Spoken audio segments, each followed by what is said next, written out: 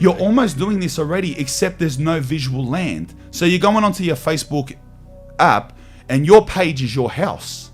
And your page is where you share stuff and you say stuff and you're with your friends on there and you look at videos. And old social media is where you're looking at words. New social media is where you're looking at the things you're talking about. So you go online with your friends on Facebook, but Facebook is a world. Yeah. Well, this is the argument. Like, some people would be like, dude, everyone already lives in the metaverse. We're already spending so much of our time sitting on Instagram or sitting on Snapchat or whatever. Like, we all live virtually. Anyhow, how much more of a step is this? Yeah. And then obviously the concept of like ownership, a lot of people find that really compelling. All right, lads, before we start today's yarn, I want to shout out Manscaped. They're supporting today's episode of The Search. They've launched a new product, the Lawnmower 4.0, right? It's the best clipper for shaving down there. Legit, it's the best clipper. You know all them other clippers, they cut you, they graze you, this and that. It's the best clipper, and I got a code for you. If you go to manscaped.com, you get 20% off by using the code TheSearch. You can click the link in the description, it'll be there, or go to manscaped.com. Make sure you use the code TheSearch, you get 20% off. Gun clipper, lad, go check it out. All right, welcome back. Another episode of The Search. Listen, legit, this episode, I've been looking forward to this for a couple weeks now. I've got a very special guest here to talk about a topic I'm very interested in. Let me read this. He's a former editor of Business Insider Australia. He's a well-respected journalist who writes about tech, business and culture, including the metaverse, cryptocurrency and Web3. Is that right? That's Web3. right. Yeah. Right. His name's James Hennessy. Welcome to The Search, brother. Thanks for having me, man. Yeah, good, brother. How are you? Listen, this is big. No, this is big. That's You know big. what? You know what here? It's like, I feel like this is one of those conversations, just a small part of me, I don't want to get all crazy on us straight off the bat. I feel like there's a possibility that this is one of those conversations that 10 years from now, people are going to look back on and go, haha, look at those naive, silly people talking about These dickheads had no idea. talking about a video game, and then the next minute we're like, but anyway, we'll get into it. Sure. Give us a brief explanation. All right, take into account that 99.9% of the people listening are going to say metaverse. Oh, I heard, is that Facebook? Yeah. So just give them a rundown of like the metaverse. And, Cool. Yeah. So what the metaverse is, it doesn't actually exist yet, basically, but it's the next phase of the internet. At least this is what all the tech companies and the sort of the big thinkers in the tech space are saying is like the next phase of the internet. So if you think about the internet, you know, it started in like a military lab back in the middle of the last century. But by the time you got into the 90s, the internet was becoming something that people used. People were getting online. They were starting websites. They were starting to shop online. Then there was kind of like a big inflection point when the iPhone came out, right? Yep. The iPhone was like a game changer. Yep. Obviously, there were smartphones before that, Yep. but once we hit the iPhone, that changed the game. The mobile internet became big. The social networking really took off. Facebook, Instagram, Twitter, all of that. We're still kind of in that phase, right? Like everything's incredibly advanced. Everyone has a smartphone now. The world is completely different, but we're kind of like on the precipice of, okay, well, what's next, right? Yeah. And the metaverse is what all the tech guys are saying is next. Mm-hmm. So people probably would have heard of it because Facebook has done that big shift. Yeah. They renamed to Meta. They're pouring billions of dollars into making this work. Yeah. So there's a few things that kind of everyone agrees on what is going to be a big part of it. So the broad concept is that it is digital worlds or secondary digital worlds that are persistent, so they're always happening, and you can kind of dip in and out. And the way that you get into them, yes, you can do it through your computer, yes, you can do it through your phone, but the big thing is VR. VR, yeah. Yeah, absolutely. Yeah.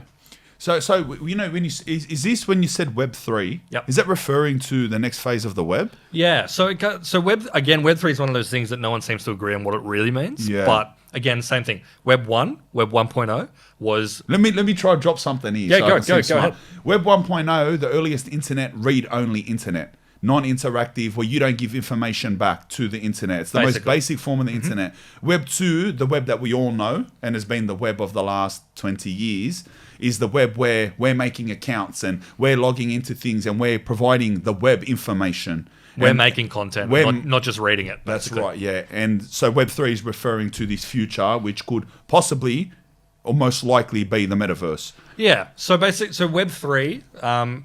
A lot of guys say, yeah, exactly what you just said. Yep. Read for one, read and write for two, and then they go say rewrite, own. So again, there's a lot of disagreement about what it is. Yeah. But this whole thing where you can buy territory in digital lands and really kind of live there. Yeah. That's what people say is Web3. So when you said the metaverse doesn't exist yet, so places like Decentraland, places like Sandbox that do exist. Yep. Are you discounting them as? So not really. Yeah. Basically, those are kind of like nascent efforts to like build this stuff, right? Yeah. So when people say like the metaverse is coming, yeah. they're really talking about kind of not just the technology, but also kind of like the social sense of it, where it's like people are not because have you like messed around with like Decentraland? Or like so I've looked in Decentraland. Yeah. And because how I got into it, how I started looking most into it. Obviously, the news recently that Facebook changed their name to Meta. Yeah. To me, that's both very interesting and very scary. Mm-hmm. And not to sound, I know this is going to sound funny, but like I mean this in a serious way. We all know Facebook and the way they are. Yeah. All right. We all know many times they've lied to us, and it's like they're just. I think that bloke that owns was Zuckerberg. Yeah. He's a scary man. he's a slimy dude. Yeah. Bro, he's scary, bro. Like I've seen him talk recently. It's like this bloke's trying to. I don't know. I'm gonna get into it. Go Google like videos of Mark Zuckerberg talking. He's going beyond humanity into some robot. But anyway, so when I found out that Facebook are changing their name to Meta, it's like I'm gonna tell you if Facebook all of a sudden changed their name to Dairy Farmers, I would be scared of milk. I would be scared of milk. I'd be thinking, what? Wait a minute. The biggest mind control company on earth, data like holding, selling, manipulative people on earth, where previous heads of that company have come out and said, look, this company's dangerous, have now renamed. It's not like they're taking a small interest in it. It's not like they're taking a big interest in it. They changed their name to it. Like something's going on here. So that was a big interesting. But the main way that I started looking at it recently and why I'm so interested and why I was looking forward to today is I got into crypto. Right? And I got into crypto. When you get into crypto, and I'm banking on H-bar, by the way, can you break down like NFTs ownership and in these metaverses, the ones that exist now? Yeah. So...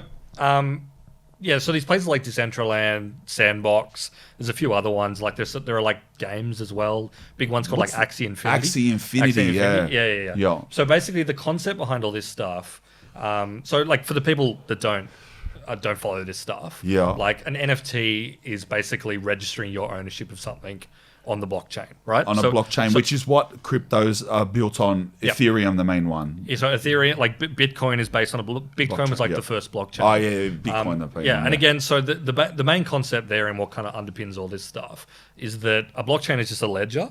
It's a distributed ledger. So instead of having a computer database in the basement of like a bank or a tech company like Facebook, right? The blockchain distributes it. It's shared between all people. But decentralized. Decentralized is what they say, right?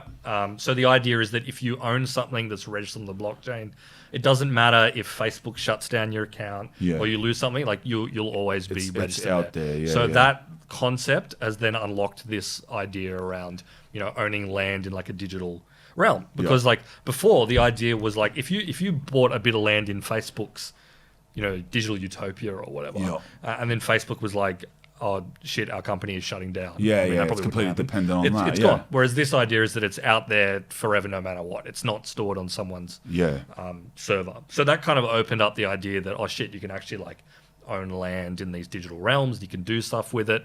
But what it's really like based on, and this is the thing that kind of like gets me, and this is why I say it doesn't exist yet, right? Because those things obviously exist, and people are starting to do stuff. But think about like Facebook, right? Facebook only had utility and only became useful because all your mates were on it, right? That's like right. it did. Like Facebook itself is nothing without all your friends being on it. Same with like Instagram, TikTok, whatever. There's got to be people on there using it, and they're not at that stage yet, right? All the people that are on it are the people that are really kind of like hardcore into that Hardcore into world. it, It's right? not mainstream. It's not mainstream at all. Yeah. So like, I think that's kind of like, that's the inflection point where it actually becomes potentially mainstream, is when people are actually using it. Yeah. So the big question is like, what world is it going to be, right? What worlds are like, and this is like an if as well. Because I don't think it's a given. I don't think it's like given that any of these things are actually going to happen. I think we're at the point where it's like working out what is going to happen here. And look, it could very well be that like in 10 years when people look back at this podcast and they go, these fucking idiots had no fucking idea what's going on. There could be everyone's on Decentraland, right? And that everyone just like lives their life and like works there. And And like, I could be wrong. But that's the big question, I think, is like, where are people going to end up? And so Facebook are trying to be the forerunners. They're trying to build. So I'll explain it in my terms, which they may understand well. Decentraland is a world with limited amount of land space, and within that land space, all right, imagine someone builds a nation in there, and you can go in there and you can buy land, and on top of that land you can build your house, and all of these things are saved on this blockchain that he explained. They're built on top of blockchains. I think they're built on top of the Ethereum blockchain. Most of them are. Most of them. And so those things are actually your ownership, and they have real world value because at this point in time, there's a limited amount of land. All right. So, for example, in Decentraland or Sandbox, at this point in time, there's land for sale, and nobody right now is really into it. So the people who go in and buy a block of land for 10 grand now, and then 4 years from now, I'm trying to explain the interest and the value in things. 4 years from now, Sandbox is so mainstream. All the kids play it. Everyone's like has a go at it. Old mum puts her virtual reality goggles on and she's in there. And imagine the people who bought the land early on. They're like the kings of the future. You know what I'm saying? And at minimum, your land you bought for 10 grand, you're going to resell for $500,000. It's no different to people buying inner city land of Sydney back in the 1930s and for 1,200 shillings, and today it's worth like $7 million. And this is the idea behind it. And like the big question is, obviously, is this going to be the place that people want to be? Because if it turns out to be the place that people want to be, as you say, like the land speculators, the people who actually got their patch of land, whether they did anything with it or not, are going to be the kings, right? They're going to be the people that. But so there's going to be a transition point, and a lot of the crypto stuff and a lot of like the NFT stuff kind of goes through this, where it's like. At the moment, the value comes from exactly what you said. It's limited, and the blockchain lets you do that. It lets you. It's called like artificial scarcity. You can say there are only like 10,000 blocks. There are only 10,000 like patches of land. That's it. There's never going to be any more. What happens next is like, what value is actually going to be created there, right? Like, what is going to be on these lands that are actually going to make people want to be there? Get into that. Like, it can't. What are the possibilities do you see? And what are like the possibilities that they're trying to bring forth? Like, I heard there's like people holding concerts in there. There's art galleries, online stores in there. Absolutely. So the thing that I always when people come to me and like, I don't fucking get this. The thing that I always like point out as like, well, here's kind of like the value, and this is what could possibly emerge here, is like I point to what I think is actually like the most successful metaverse, even though it doesn't call itself that. The two most are Fortnite and Minecraft, right? They don't call themselves metaverses because they're not really trying to do that yet. I think they will. But think about it. Like, I went when I was like at Christmas, right? I was at my. I'm so interested in you saying that because I love Fortnite. And like the amount of it, it kind of makes sense because NFTs are something that you can own, which has some perception of value. And the same thing does exist in Fortnite. I can see that the amount of money, right? That the outfits, the pickaxes, the hats, the backpacks, like people, even my account, it's worth like, I swear I have like a $2,500 account. And it's a free game. But it's like, no, I got that backpack and that backpack will never come back. This is like, exactly the reason all people are talking about the metaverse at all, right? This is the reason why Facebook's doing this, because they look at shit like Minecraft and Fortnite and go, fuck, that's the future. People actually do like live in these like digital worlds. Like I was gonna say, when I was like at Christmas, like my family's place, my cousin's kids, like when they were leaving, my two like little second cousins or whatever were like, "Oh, I'll see you on Minecraft" or whatever. It was talking to his mate. And when I heard that, I was like, "Fucking hell!" Like this is really. And then you hear about how like schools can't ban Fortnite because kids like do their homework in there. Like they do their group assignments way. while they're playing Fortnite, and that's how they chat. And you're like, oh shit, people actually, especially the younger generation, like people that are like our age, a bit older, would be like, well, why would I spend any time in there? Yeah. But when I look at like Fortnite and things like that, I go, and they have concerts in Fortnite, right? They had like do. Ariana Grande and like Travis Scott, that's Marshmallow. it. They all did ones in there. So you kind of It shows you the amount that those games have normalized upcoming. Like you just said there, like the older people will be like, why would I do that? Yeah. Why would I want a digital bag? And then these kids that grew up and they have big value in those things. Yeah. That's a normalizing step, 100%. you know what I mean? But the other side of that, and then you see like, because it's not just Facebook that's trying to do this stuff. Like it's Microsoft, Apple, they're all thinking about what's our like metaverse play. Yeah. Because obviously they want it, like, there were winners that came out of the mobile generation, right? Yeah. Facebook was a winner, Apple was a winner, Microsoft was a winner, and now Microsoft's been a winner for ages. Now people are like, well, who's going to win next? Who's going to win the metaverse? So they're all trying to do it.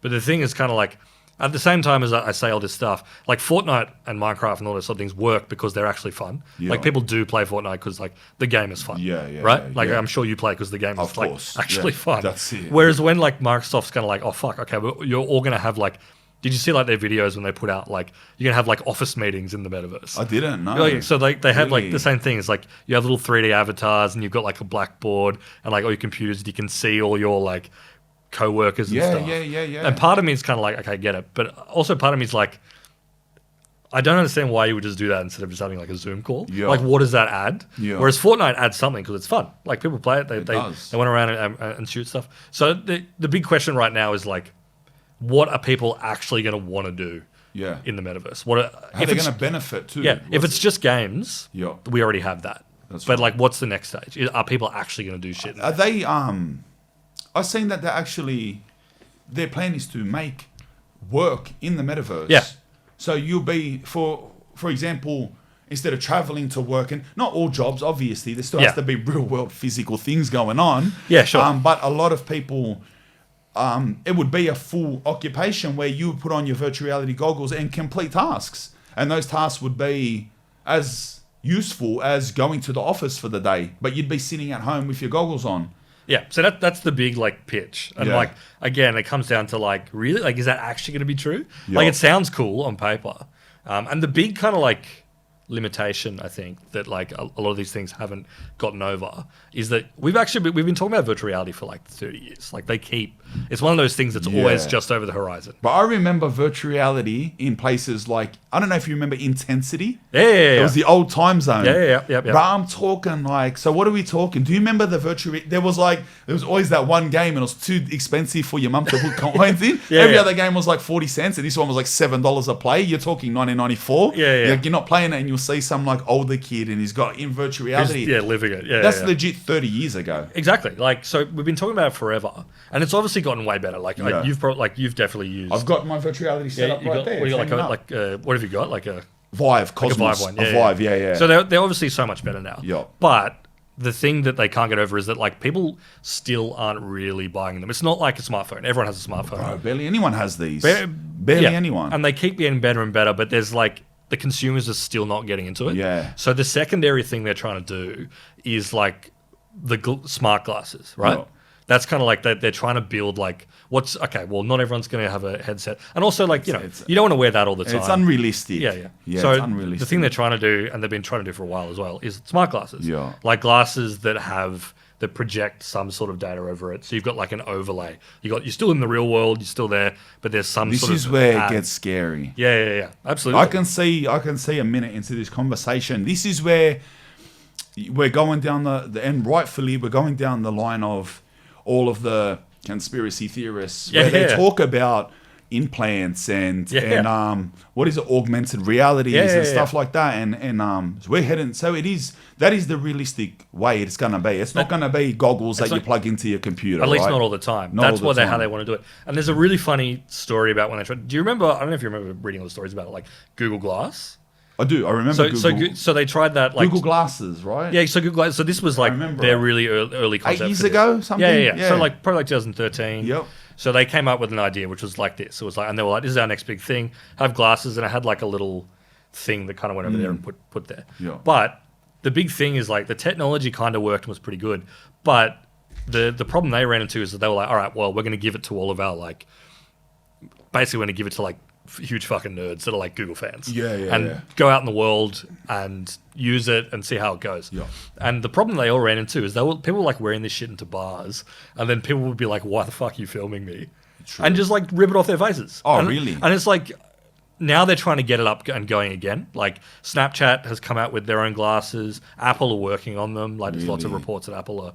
I think that's one of those things that's like you put it to the public. It's the normalizing thing. It's a normalizing thing. It is. And they might have got out too early where people are still like, what's this camera pointed on me? Exactly. And every year that goes past, it's less and less likely and more accepted that you wouldn't even notice it. It'd be the norm. Well, think about the difference between 2012 or whatever and right now in terms of like smartphones. Yeah. Fucking everywhere. And also you wouldn't even blink if someone was like holding up a smartphone around you. But you know what is a funny thing? I'm going to say right there. Yeah. How accepting people are of smartphones. People forget, and this is exactly it. People forget that your smartphone is like a really advanced microphone, camera, tracking system. So it's like if I go into public, and I even done this the other day. All right, so the other day I done an episode of a couple of weeks back, and I was eating things. I was going around a supermarket, right? And I know, and I got this mad camera, like a Canon. It's got a lens on it, this and that. But I know for a fact that if you get out your Canon camera, right, and go into public and film, and you got it on a stand, or this big, huge camera, and got it on a stand, people are like, why are you filming in my shop? Why are you filming? Do you have a permit? Do you have a permit? But you pull out your phone, no one even looks. No one cares. It's like, it's a camera. It's on your phone. And you know what I mean? And it's like, it just shows how normalized those devices are. But like the glasses are another step, because the big, like the Snapchat ones, they're like Ray-Bans. Yeah. And you wear them and they've got a camera. And the idea is that you film stuff and put it on Snapchat. So they're starting they're not putting anything in front of your vision or anything. It's pretty low. But it's just, and a little light comes on when it's filming, so you know. But still, like if a guy was like hanging around you and had like sunglasses that like very clearly had a camera on it, even though it's way more normalized, I would still be like are you filming me, dude? What's going on? So there's like, and it'd be so easy to remove / block the red light, so people will be filming on the sly. So the question is again, are people actually ready for it? Because like this is what they're about to like foist on us. This is coming, and I'd just be really interested to see like what their reaction is. Are people like the same like young people who are like live in Fortnite and shit? Are they going to be like, yeah, sick, this is great. I get my little Apple glasses and I'm killing it. But I just wonder like, what the level of acceptance would be. What's your level of acceptance? Well, I mean, like I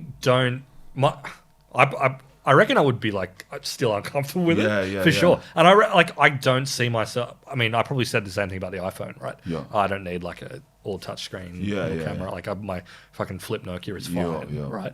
And now look at me, like I'm on my smartphone all the fucking time. Everyone is. Yeah. So like I could just be talking out my ass here, but like I don't see what I would need like smart glasses that like put shit in front of me. But like maybe when I use them, I'm like, oh god, my life's.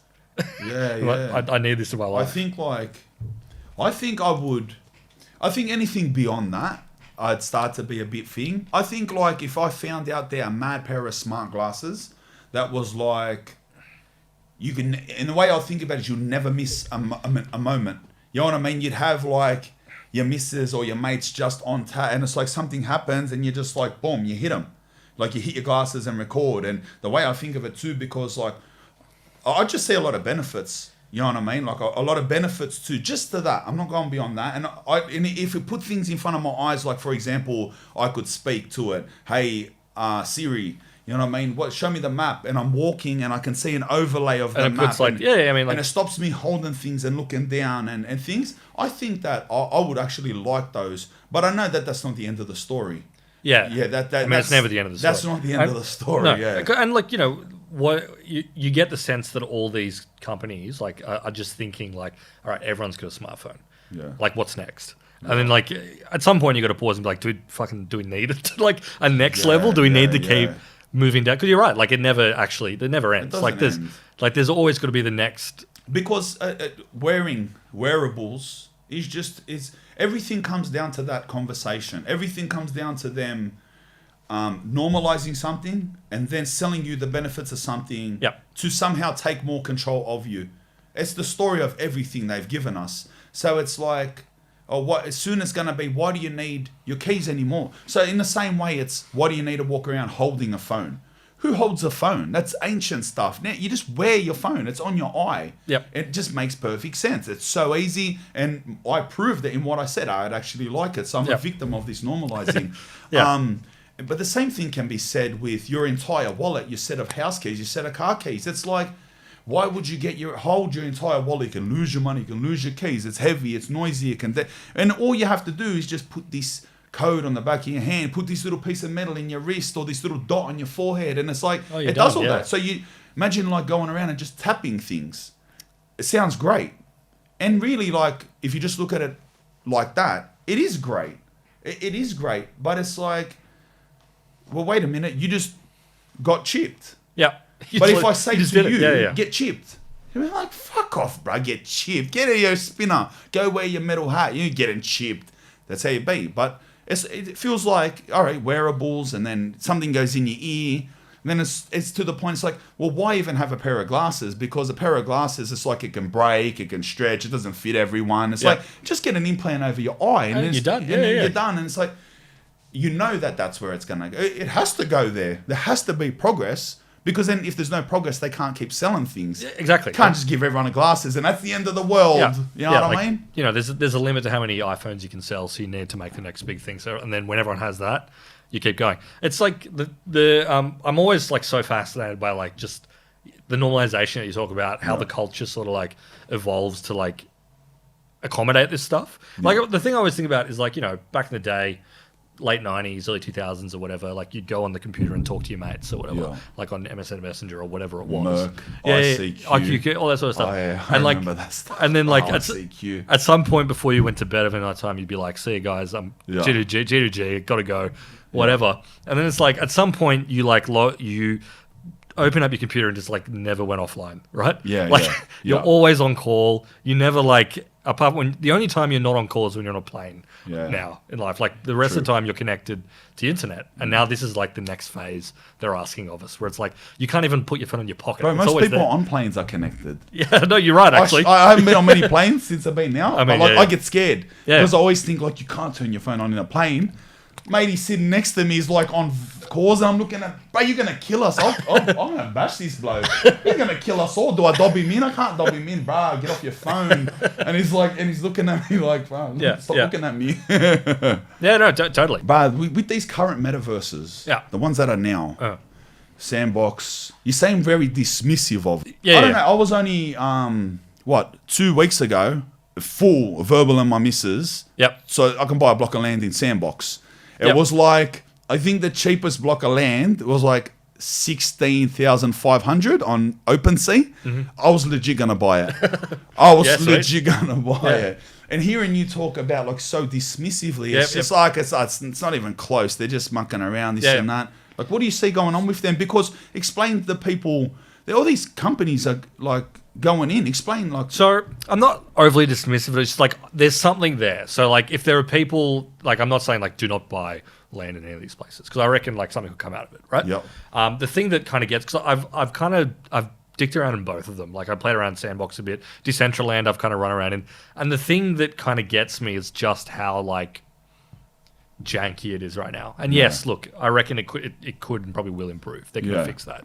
But like Sandbox looks like Minecraft. Yeah. And I don't say, well, then look at Minecraft's like the most played game in history or something like that. So obviously that can work, but at the same time, like I think like I'm about to spend 16.5 grand on a block of land. It's like, make it look like people. They look like Lego people going like this. Like it's like, bro, make it look better. And so so does that. They look kind of like your average person would look at that and be like, what are you talking about? Yeah. So again, it's all like all the people that have boiled up that land right now, they'll probably be billionaires in the future. And they'll be the ones watching this podcast and being like, fuck you guys. I heard Samsung just opened a big store. Yeah. So and by open store, like, because these people, like, there'll be heaps of people like, what do you mean open the store? Explain it.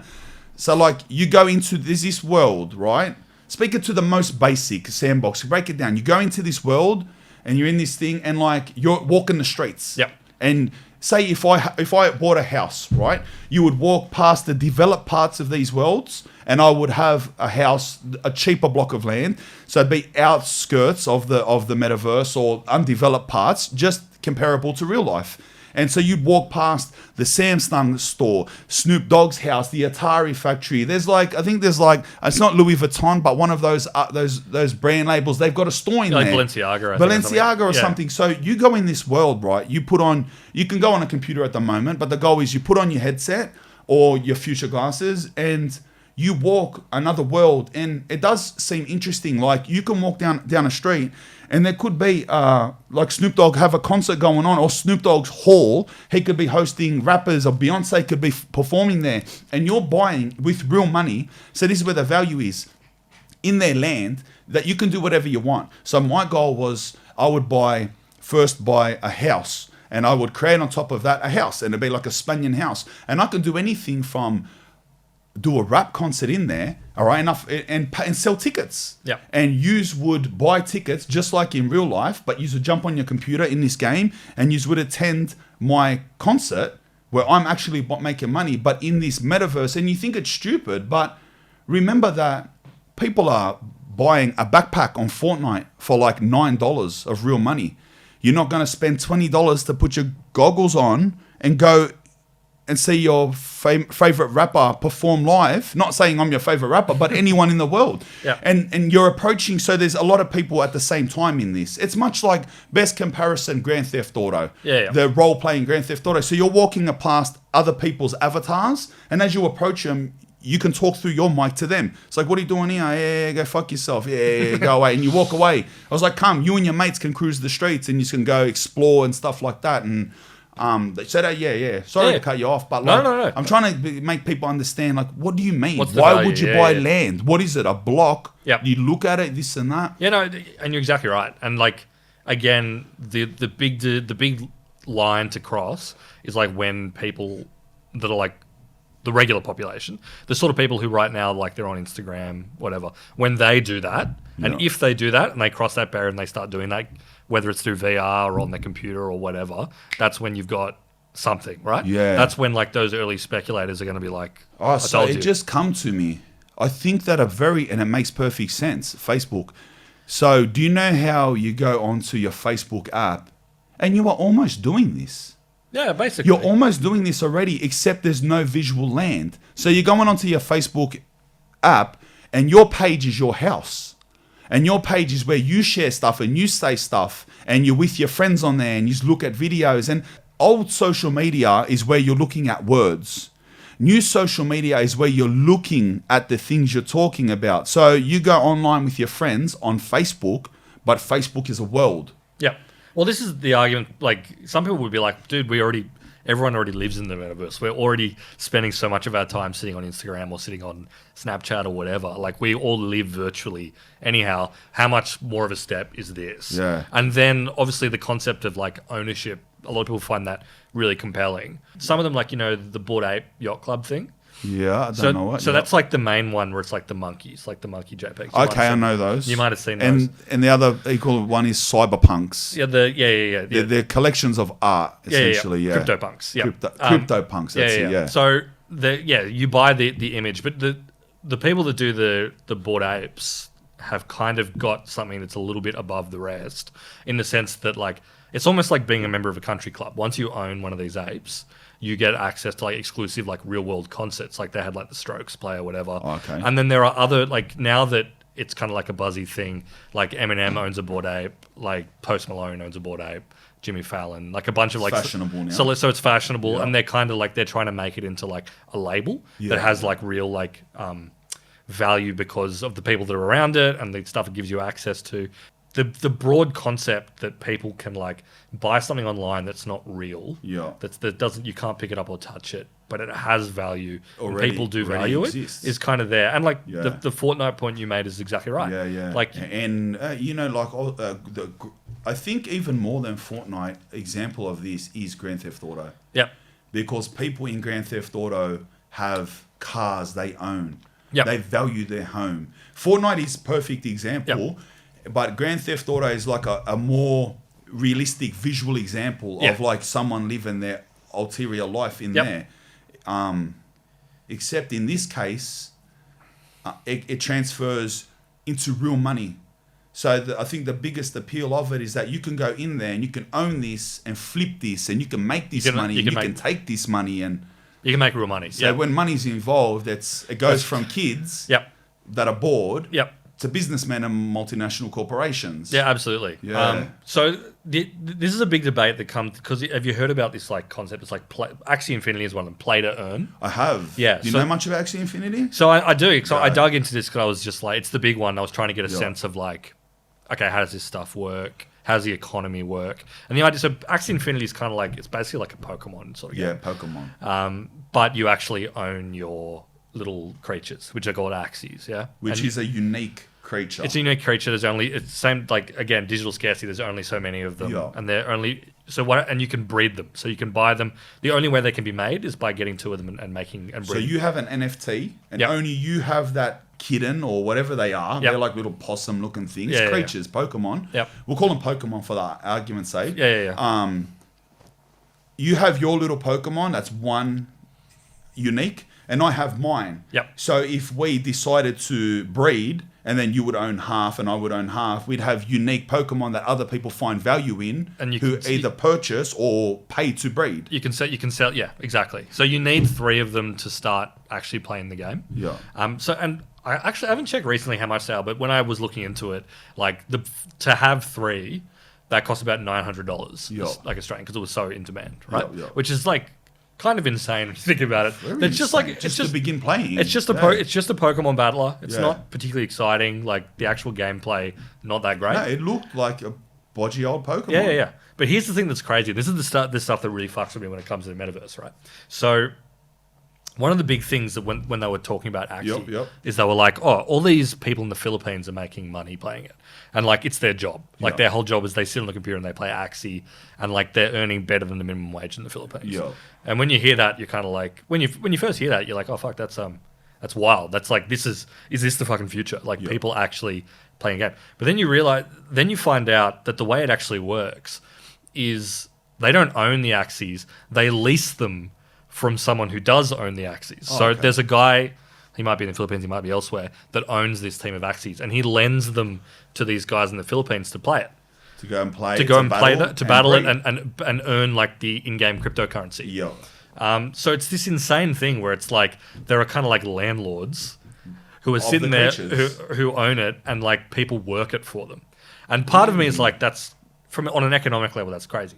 But also part of me, I'm like, that is so fucked up. Immediately, it's like real world corporations. Exactly. Yeah. So it's like you get this, you're getting like these Filipino dudes to just like sit on the computers and like make your creatures work for you. Yeah. Because, if you own X number of, there's like weird little limits in the game where if you owned 90 Axies or whatever, if you're like a absolute like king in Axie world, you wouldn't be able to like make them do all their value because of the limitations the game puts on you. Yeah. So you need to get guys to come in and play them for you.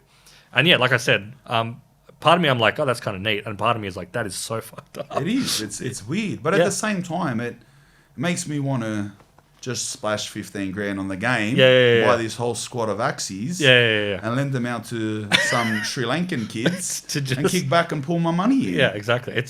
And again, like, it's this real, and this is what's going to be the division, I think, between the people that are into this, the people that are not. Like, I think there's going to be so many people who will never be able to get over that line that none of this shit is real, right? Yeah. And that's because I think it's a big kind of like mental ask of you to like cross that barrier and be like, I own these fake little digital guys, and I'm getting like, and there are going to be people who are like, I just can never 100%. subscribe to this. So it's like 100%. And we're on that line right now. We are, but having said that, you still see those people talk that way about social media. True. You still do.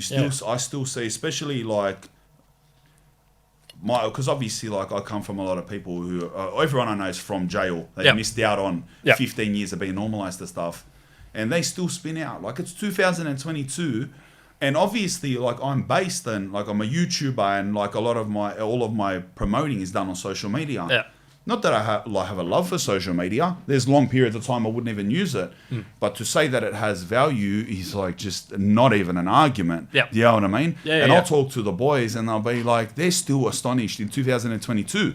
There's like, what do you mean, bro? Like, why would I want a Facebook account? Because they want my phone number. Yeah, Bro, yeah. like, what are you doing? I haven't seen you give me your phone number. I was like, bro, no one asked for no one's phone number. You're not getting my phone number, bro. What are you private. doing, It's bro? personal, bro. You want to touch my personal parts next? Yeah, You know what yeah. I mean? Like, just get me on Facebook. They go, I don't do that stuff, Yeah. bro. I'm not going to do that stuff. So there's always going to be that. Yeah. That, you know what I mean? And Well, did you have that? Like, I don't even know. What was the longest time you were inside? the longest in one go was my last time. It was 5.5 years. Well, when Yeah. you came out at the end of that, like, was your mind just like blown by not just like the tech, but like how people used it? So the time before that, I was in for 3.5 years. I got locked up around 2008 and I got out 2011. And from 2008, before that, I heard of YouTube. Yep. So when I was in my area, Woolloomooloo back then, there was a library that had computers Yep. that had the internet. That's it. Yep. So there was a community center, Woolloomooloo Community Center. You can go there and you can go on their computers. This is 2008. The internet existed before that. Don't get me wrong, but like we were lagging. We're in the houses in Woolo. Yep. But I do remember. But anyway, so I remember in 2007, before that, a kid was showing me YouTube. And it's like you had access to every song, every video. Like if you want to see like just stuff you always wanted to see. Yeah. Like a lion eating a tiger. A monkey throwing shit at someone's face. Just stuff that you would have to watch the TV show for Funniest Home Videos to see. It's just there. It's like this app is crazy. This computer page is crazy.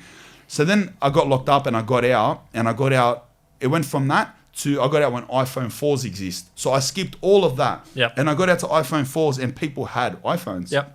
And I got out and they had iPhone 4s and I learned what apps were. Yep. And I made a Facebook account. It was the first time I ever seen social media and I full learned it. It's like this thing, because I missed the whole MySpace and Bebo. I hear people talking about it. It didn't exist to me. Yep. So I got out. I seen Facebook then. Yep. I've always been a nerdy person. Yeah. Right. I've always been like a nerd. I love like you can see like you know what I mean. You can see you that I'm a get the whole nerd. kit. Yeah. So like for me, I frothed on it. It's like, oh, that's hectic apps. And someone showed me an app like there's an app called Songify or something, and you speak into it, it turns it into a song. Yeah. Just early apps. So I thought I was mad. Then I disappeared and I got out, and it's just like what you're saying there. The whole world is on it. So like one of the lads before I started rapping come to me and he's like, "Bro, you got to be a rapper now because I've been rapping a long time, this and that." And he goes, "You got to make an Instagram and then you got to make this app." I'm going, "What the hell?" He goes, "It's like Facebook's, but you can't do stuff without it. You're not going to be a rapper without it. It doesn't exist. You're not going to open a shoe business without it. Yep. It's not like the old days." And to me, like that was like a big barrier to get over. It's like I'm on this app, I'm on that app, and I'm putting up photos, and it's like you got to look cool on the app, and I'm putting up a photo of me going like that on this app, and it's like this is so weird.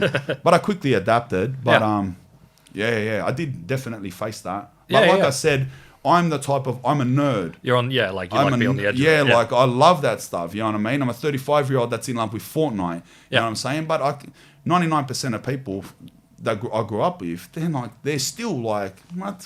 You know what I mean? Yeah. So I don't know. That's the thing that really, like I said, we're on the precipice. This shit's like about to happen, and like so much money's being pumped into it. This is the other reason where I was kind of like a little bit dismissive of like the Decentraland stuff. Yeah. Only because all these like massive fucking companies, Meta, Facebook, whatever, Apple, Microsoft. You know how Microsoft just bought like Activision Blizzard. Did you see that? No. That's who makes Call of Duty. No, Call of Duty. Blizzard, Call of Duty, yeah. World of Warcraft, Overwatch. World of Warcraft. Yeah, even. Overwatch. There's another perfect example. Yeah, again, a world where people. Yeah, exactly. Yeah, and that's been around for a long time. Yeah, since like early 2000s, basically. Has, eh? Yeah. But one of the things they said when they announced the acquisition was Metaverse.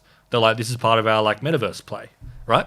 Because these guys are great at making digital worlds that people like to live in, wow, all that sort of stuff. So all these enormous companies that have so much capital are like dumping money. So when I look at Decentraland, I'm like, maybe this will work. But I feel like people are already kind of in these ecosystems. They might get sucked into that world. Decentraland is like the early nerds Yeah. that they will get left behind by the bigger, more advanced metaverse corporations. And they'll be there yelling like, but we started it. Exactly. But I could be wrong. They could be, Facebook started in a bedroom or whatever. Yeah. And now they're one of the biggest companies in the world. It could be the exact same thing there, and I could be talking to my ass. Yeah. I get you. And it does put a big second guess before I invest anything got to do with any of these metaverses. As I said before, it's like the network effect. When all your mates are on Facebook, and then all your favorite musicians are on Facebook, and all your favorite everything is there, you go there because you want to be where everyone is. As if Sandbox didn't give that land. You think to about that play. Oh yeah. Do you think it's more realistic? I'm just coming up with complete rubbish here. What do you think's more realistic? A metaverse that has 1,000 land blocks that's trying to get noticed, and Snoop Dogg just all of a sudden goes, yeah, I'm going to buy Sandbox land. Or they go to Snoop Dogg and say, listen, we'll give you 9 things. Yep. Just talk about us. This 9 things is worth 200 grand. And he'll go 200 grand, what do you mean? He doesn't know nothing about the metaverse or Sandbox. And he's like, all right, give it to me. Yeah. I got to... And that creates everyone buying. That would be a perfect play. Oh, yeah. I've absolutely no idea what's going on with him specifically, but of course that's happening. That, because where the culture goes, the people go, right? Yeah. Because it's FOMO. Everything in this whole space is like FOMO. Crypto, everything there, you want to be where you think the action is, where you think people are making money, where all the big celebrities are building culture. You want to go there, and that's what drives so much of this stuff. Yeah. And that's what will end up, I think, picking who wins. Yeah. And maybe it'll be a sort of thing, because the whole thing they're trying to do is make all these metaverses interoperable. Yeah. So you could live in Facebook's metaverse, and then you wear you spend $5,000 on your Balenciaga digital shirt, and then you wear that into Fortnite, or you wear it into Decentraland, and they all kind of are linked. Yeah. That's the other. But again, there's so much work needs to go. Another thing, worry with it getting deep. Yeah. And I want to ask you something else too, but that I think of. Yeah. Is that I see that because I'm looking heaps into crypto. Yep. And I'm looking, obviously, the Bitcoin blockchain is very primitive and unusable in the future. It's too slow. It's not strong enough. So there's Ethereum that's like a second layer blockchain that's more advanced. But then there's these blockchains and hashgraph technology that are 1,000, 10,000 times faster. It's you go on any crypto page, crypto YouTube, crypto Reddit thread, and it's all Ethereum has to die because it's just too slow. The gas fees are too much, and this and that. And then I think, but these places are built on Ethereum, or those metaverses. So what about if the world adapts hashgraph technology, which is a faster blockchain in a way? So what happens to those metaverses? Just die? All your money is that's on Ethereum. Who likes that? Well, I mean, it's actually a big question. It's kind of how does, if there's so many blockchains emerging there, I'm of the view that I think they will fix Ethereum, is my thought. Because you're right, the gas fees are insane. Yeah. And this is one of the things where it's if you explain what a gas fee is to a normal person, then it'd be why the fuck are you spending $150 as a entry fee to do anything? Yeah. I think this stuff gets resolved, but also people are building solutions to this. Yeah. Building ways of moving stuff, making blockchains interoperable, moving data from one to the other. So people are working on solutions and they're aware of the problem. Yeah. So I'm not super concerned about that. But it's one of those things where I just can't predict what's going to be like. Every time I look at this space, I go away for a week, then come back and go, what's going on in crypto world? It's just moved ahead light years. It's just so difficult to keep your head around. See, you're saying there's obviously going to be a lot of people, obviously old generation people, push back. Current generation, even young generation, if it's fully not normalized. Yeah. But even so, do you think this or some type of adaptation, essentially it's all an augmented reality. It all fits into augmented reality. It does. Do you think, in your opinion, it's just inevitable? Yeah, I mean, as I said, I think it's been proven that there is a really big audience that loves this stuff. And as I said before, to a certain extent, we already fucking live in the metaverse. Yeah. We're already on our phones. This isn't that much of a leap. So many people play Fortnite, right? Yeah. So many people spend so much time in there. It is their social network. Yeah. You know how when you say, what's the best comparison? I don't watch too many movies, but it's the Matrix, right?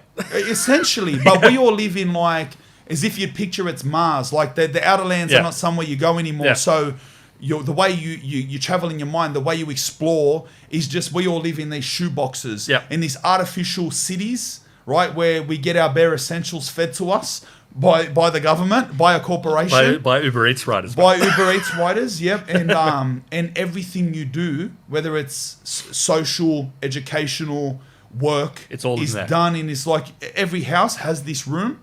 And you go in and sit in the room, and that's you going outside for the day. Yeah. It's like your bedroom, real life bedroom, real life kitchen, bare essentials. You eat a Nutra pellets, and there's like a toilet, and then your days are spent in this spare room, what would be called, who knows what you'd call it, and you and your family members would go in and chuck these goggles on and live. And that's your life. life. Come back at night. And there's like the real world's actually fake. That's like your real world. That's right. Yeah. And the thing, one of the other things that is, I mean, why are people talking about the metaverse so much over the past? Nutra pellets. That was a good one.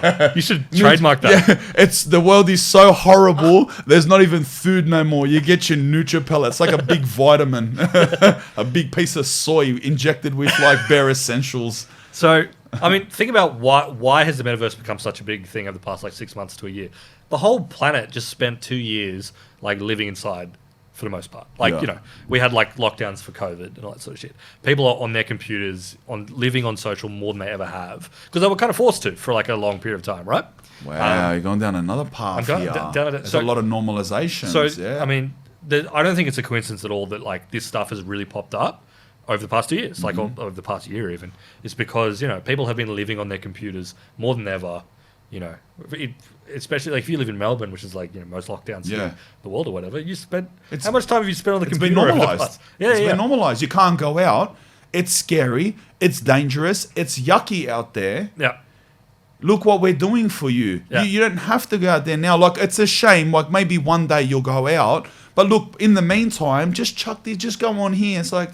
Yeah, and coincidentally at the same time, Fortnite is hosting concerts. Yeah, exactly. So all your life's lived digitally. So it's like a So I mean, I wonder. I say this about so many things, but I'm like, I wonder what happens once kind of like COVID's in the rearview mirror.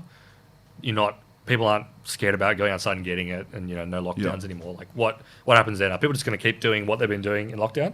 Are we fully in the fucking internet world now? Yeah. Like are we living in the metaverse? Yeah. Or are people going to be like, fuck, I spent so much time on the fucking computer over the past 2 years. I need to like touch grass, basically. Until there's another scary virus. Yeah, well, that's it. Yeah. Until there's just so many scary viruses. Then you're done. Then you can live in your little Balenciaga Snoop Dogg house. Then all those people touching the stop signs with their elbows would love the metaverse. Oh, they'd love it. Look how it's so cozy. Yeah, there are people I think who have like loved being inside. Do you ever have any?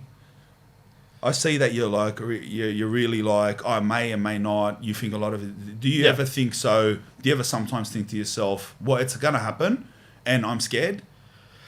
I don't think I get like scared about it. My big thing is like I play like games, like I play like PS5 and whatever, but I've never been super into like Fortnite or like multiplayer games. So I'm not Minecraft. That stuff never really interested me. Like I'm not massively like a big social media. See, they're a lot more innocent. Those things. But when you think of Facebook, it's a bit more scary. Yeah, no, it's like it's easier. Fortnite, all right, and Warcraft, World of Warcraft, all right. But if the same thing is being done and involving the people around us, and it's a company like Amazon, or that's a lot of power given to one man, one board. It's 100%. But I mean, my point was that like a lot of this stuff doesn't really interest me organically. Like I'm not someone who's like, fuck yeah, I'm jumping in. So like the real fear for me is like, what happens if like, is culture going to move onto there? Am I going to have to like, am I really going to have to immerse myself into it? And like that the problem comes up, as you say, one big company controlling, not only kind of like, Amazon already controls how you get all your shit now. But like beyond that, one company just like controlling your whole fucking perception of the world. Yeah. I mean, like that. I think that's absolutely scary for sure. Yeah. That is crazy, man. But look, damn heavy. Yeah, for sure. Let me ask you something before we wrap this up. On this, we don't give any financial advice. Yep. I just want to know this isn't I just want you to know this isn't a financial advice podcast, and these are all opinions. And do not listen to us, and do not do anything. Not financial advice. If I was to give you 50 grand to gamble on a crypto, what would it be? I have two answers. The first one is that I would just put it all in Bitcoin. Yep. And the reason for that is I think there are lots of like these sort of like shit coins. I think everyone knows there are so many of these like shit coins. It's just gambling, meme right? coins, And I think everyone knows it's gambling. A lot of them are rorts, yeah. They're rorts. I don't think people really expect that they're going to be the future of technology. People are just like, I can flip this and hopefully make a bit of money. But Bitcoin, I think, will last. All right. Because I think it's got so much cultural pull. It's the original. Yeah. It'll never go away. So like, I'd put it in there.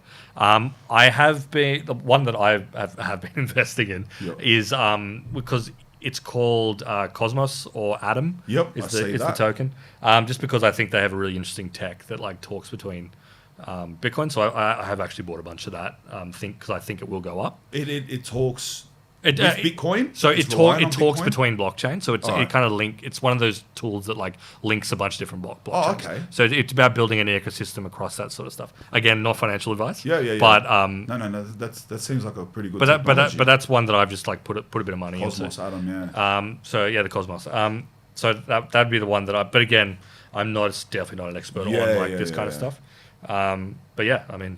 Really, from what I've seen, my investigations into the technologies was really drawn into the advanced technology that HBAR, Hashgraph has, and it's true that something just because it's the most advanced doesn't mean it's gonna prevail. Yeah. And in most cases, the most advanced doesn't prevail. Look at Samsung and Apple. So you can clearly say that the more advanced phone is not the most popular. You know what I mean? Everyone buys an Apple for $2,500 when the same Samsung done that 4 years ago. You know what I mean? Sure. Yeah. So it's not dependent on that. But for that reason, just future-proof technology, from my limited knowledge, I did invest a fair amount of money in that, but. It's been going down lately too. I mean, you can't just like live in those dashboards. You gotta like. That's what I mean. I refresh my wallet like 14 times a day. Do that. It's I would just like wake up and it'll be like $2,500 less. I mean, this is putrid, bro. Well, this is the reason that I like Bitcoin is because like I'm pretty sure it's going to maintain its value. Yeah. So I squirrel some money away, and it's like to me it's like gold, right? Yeah. Gold is not actually has no inherent value. We just sort of projected a shitload of value into it, and it was like the foundation of the economy for a very long time. So that's right. It's all about perception. Everything's about perception. Yeah, that's right.